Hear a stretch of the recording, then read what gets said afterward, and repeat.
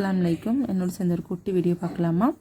இப்போ lunch box recipe தான் பார்க்க போகிறோம். அதுக்கு நம்ம சேனலை சப்ஸ்கிரைப் பண்ணி லைக் பண்ணி ஷேர் பண்ணுங்கள், சப்போர்ட் பண்ணுங்கள்.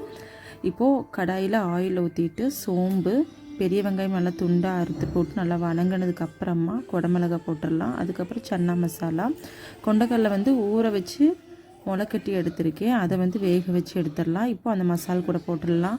நம்ம எந்த மசாலாவும் போடல, இது மட்டுமே போட்டால் போதும். அவ்வளோ டேஸ்ட்டாக இருக்கும், ரொம்ப சூப்பராக இருக்கும், சாப்பிட்றதுக்கு ஹெல்த்தியும் கூட. இப்போது கொஞ்சமாக தண்ணி ஊற்றிட்டு நல்லா மிக்ஸ் ஆகிற வரைக்கும் வேகட்டும். எல்லாம் மிக்ஸ் ஆனதுக்கப்புறமா கொஞ்சமாக மல்லித்தலை போட்டுடலாம். சப்பாத்தி மாவு இந்த மாதிரி பெருசாக பரத்திட்டு 4 பீஸாக கட் பண்ணி எடுத்துக்கலாம். கட் பண்ணி எடுத்ததுக்கப்புறமா அந்த மசால் அதுக்குள்ளே வச்சுட்டு மொசரல்லா சீஸ் போட்டிருக்கேன், வேணா போட்டுக்கலாம், இல்லாட்டி வேண்டாம்.